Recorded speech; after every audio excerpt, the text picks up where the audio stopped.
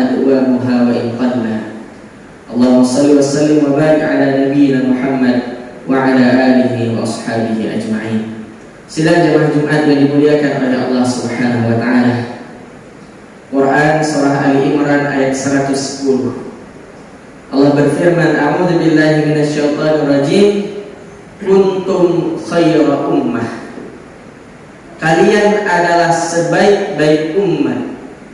Ukhrijat linnas, yang pernah dikeluarkan, yang pernah diciptakan oleh Allah.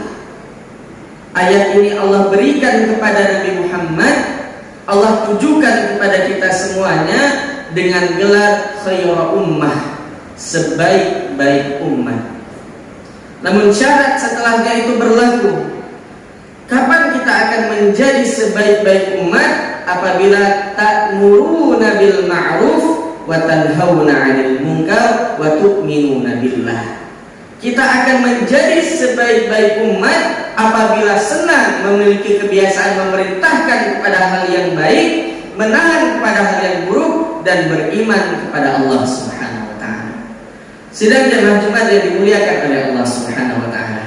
Kalau kita membuka kitab tafsir, maka kita akan bertanya, mengapa umat Muhammad sallallahu alaihi wasallam menjadi sebaik-baik umat?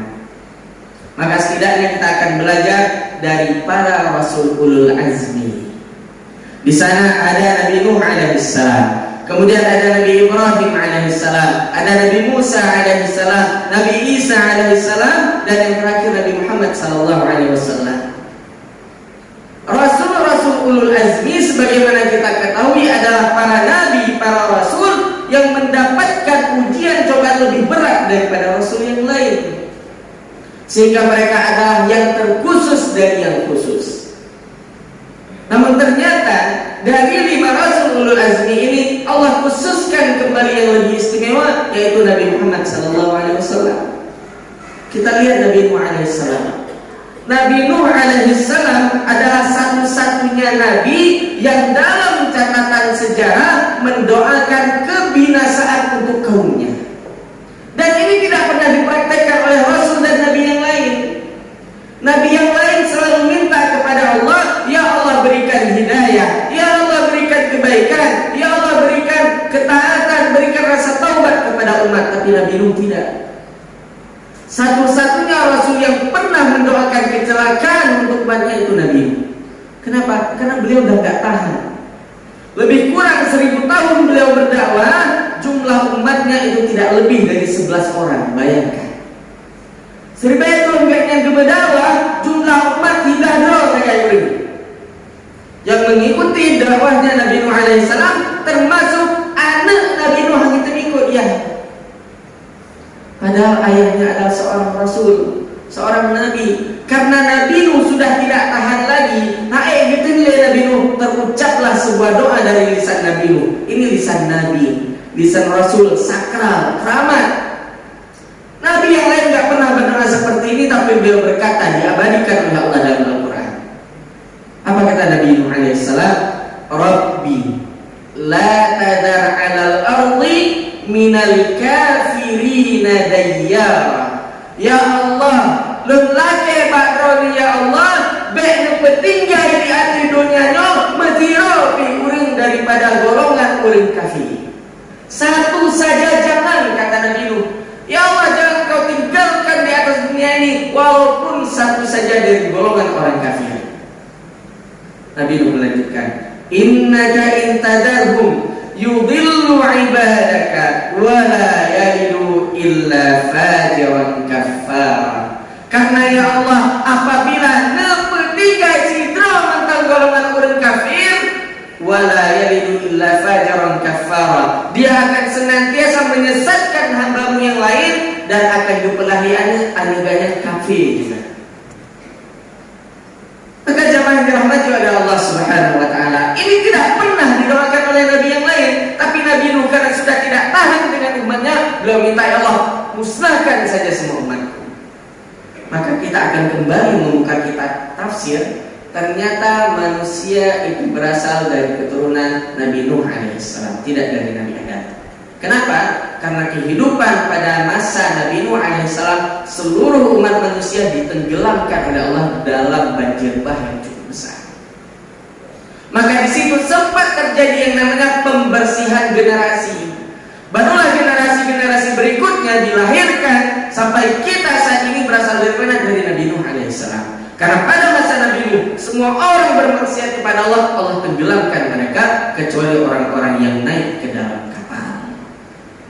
Jamaah yang dimuliakan oleh Allah Subhanahu wa taala. Pun demikian dengan Nabi Ibrahim alaihissalam.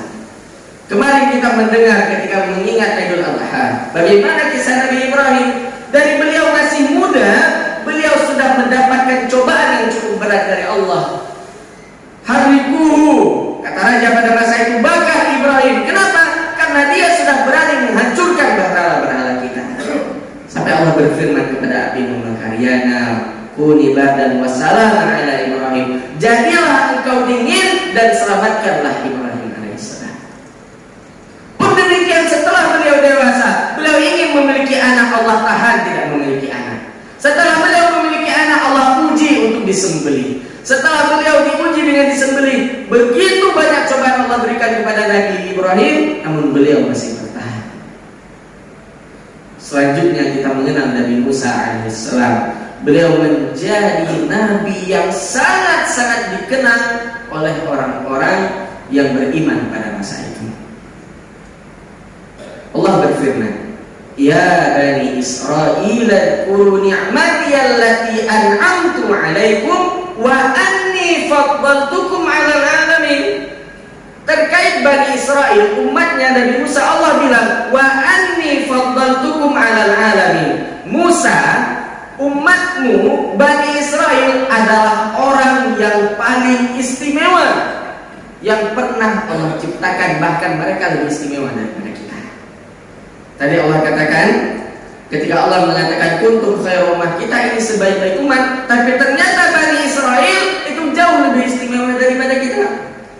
Kenapa? Wa dhallalna 'alaikumul ghamama wa anzalna 'alaikumul manna wassalwa. Satu-satunya umat Nabi yang pernah mendapatkan makanan dari surga, manna wassalwa, itu adalah Bani Israel. Kita enggak pernah.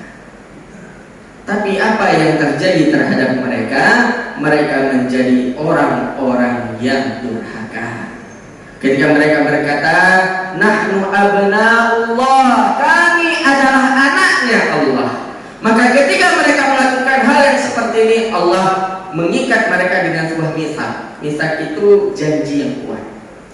Maka diceritakan di dalam Al-Quran, wa id akhadna mitsaqakum wa rafa'na fawqakum at-tur.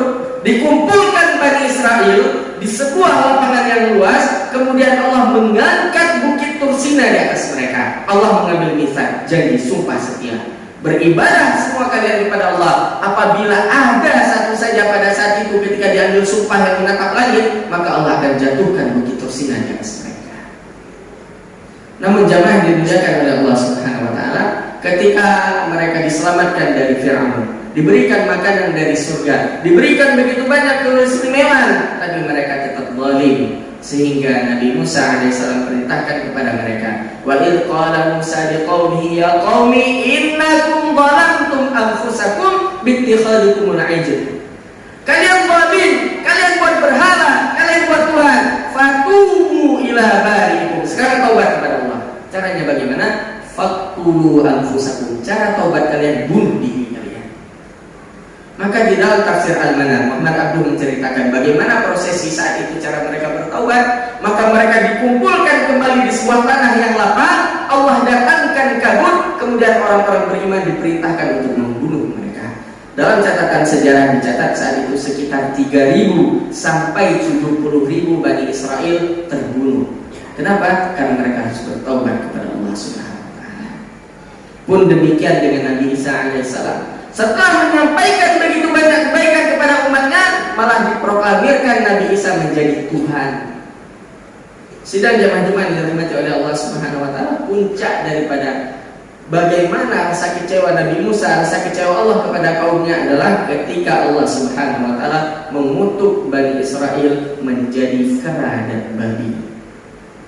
Dan ini terdapat di dalam Al-Quran. Allah mengatakan kepada mereka, walaqad alimtumul ladzina i'tadaw minkum fis sabt wa qulna lahum kunu qiradatan khasi'in. Mereka sama seperti kita. Hari istimewanya itu hari Jumat.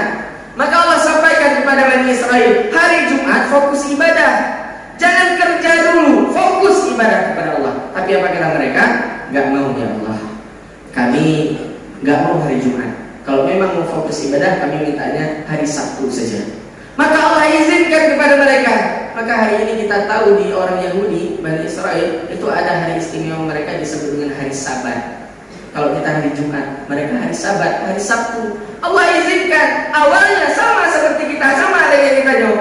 Uro istimewa urungnya, Bani Israel uro Jumat. Tapi awalnya laki Allah, ya Allah kamu baik uro Jumat, kamu laki Allah uro Sabtu. Maka saat itu Allah berikan ujian, berikan cobaan. Mayoritas Bani Israel itu adalah nelayan. Maka ketika Allah mengatakan jangan ada yang ibadah hari Sabtu, Allah berikan cobaan apa? Allah datangkan ikan dari tengah lautan ke pinggiran pantai, sehingga Bani Israel tidak mampu menahan. Gimana caranya ini? Ikan ini kita tangkap.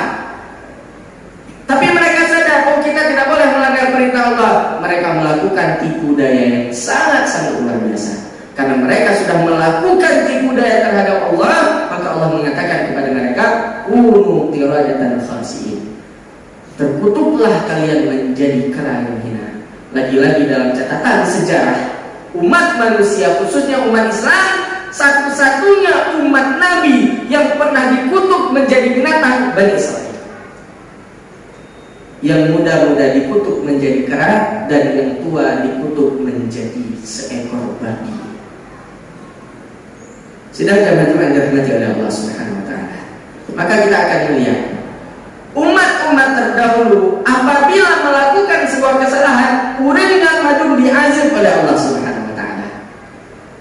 Sehingga Nabi Adam alaihissalam itu diceritakan oleh di dalam kitab Maslahul Ibad oleh Syekh Nawawi Al-Bandani, beliau menceritakan Nabi Adam alaihissalam itu pernah protes kepada Allah.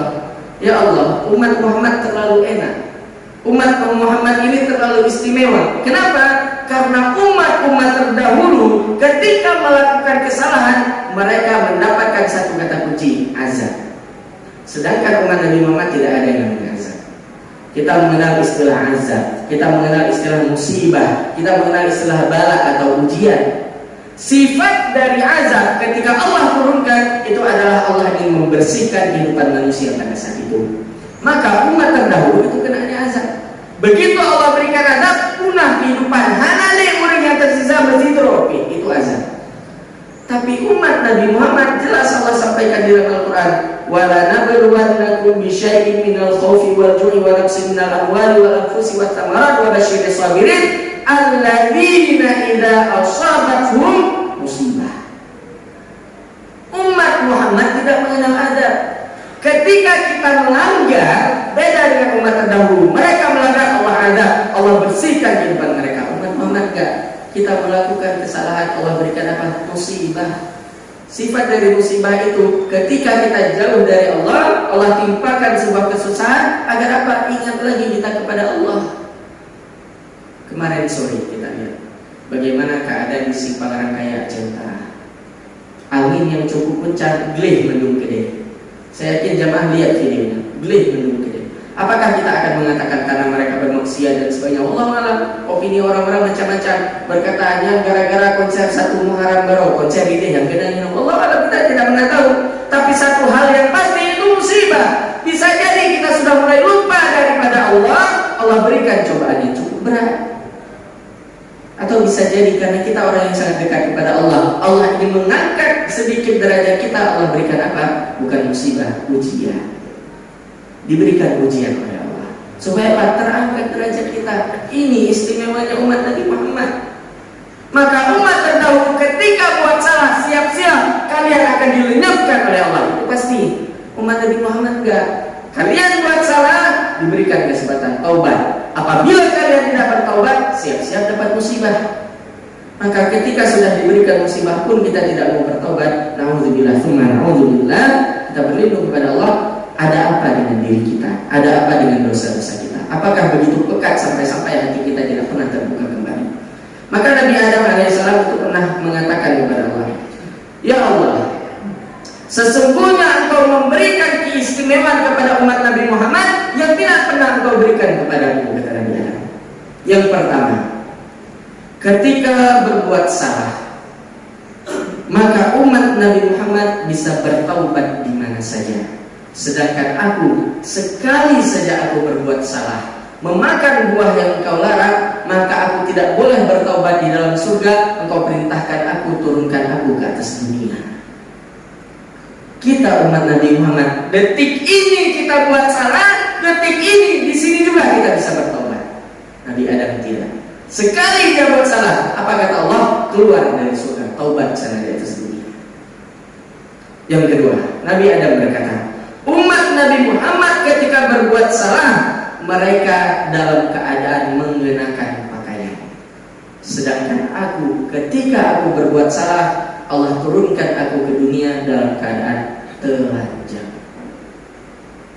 Bagaimana istimewanya kita? Kita dengan menggunakan kopiah kita, baju sholat kita, seragam sholat kita, masih bermaksiat kepada Allah.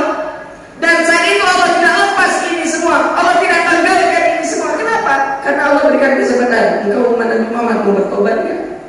Nabi Adam berbuat salah, dia di dalam surga, diturunkan oleh Allah dalam keadaan telanjang. Kenapa? Karena kesalahan yang dia lakukan.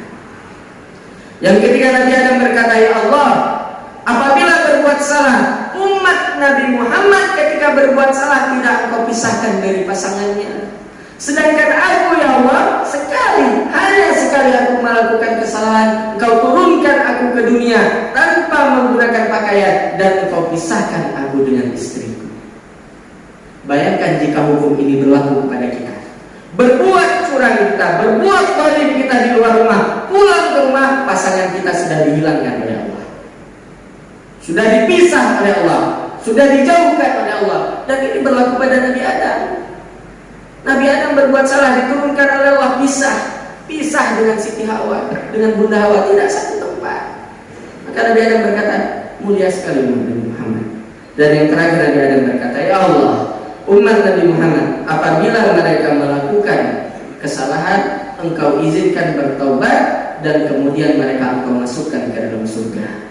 Sedangkan aku, ya Allah, ketika aku berbuat kesalahan, Engkau usir aku dari surga."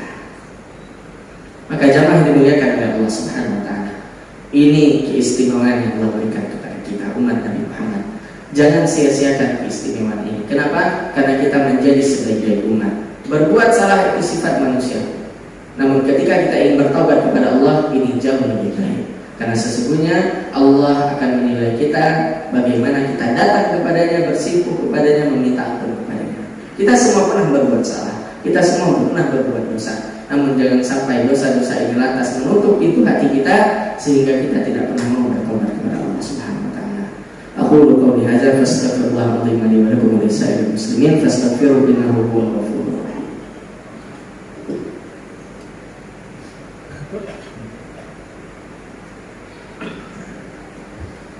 Alhamdulillahirabbil alamin. Alhamdulillahilladzi